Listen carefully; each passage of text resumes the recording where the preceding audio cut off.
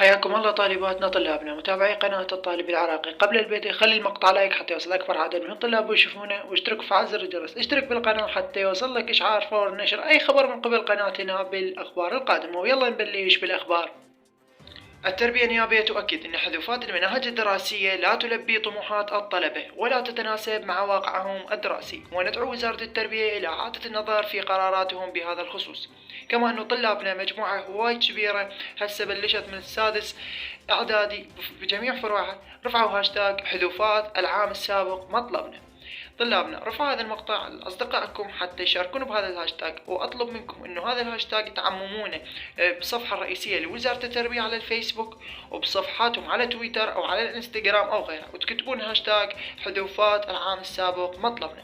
هذا المقطع وصلوا لكل إخوانكم الطلبة حتى يسمعونه ويشاركون بهذا الهاشتاج، ويوصل صوتكم لوزارة التربية، ويحاولون إنه يكثفون بعض من المناهج الدراسية اللي تفيدكم وتناسبكم. هذا ما لدينا، تحياتنا إلكم.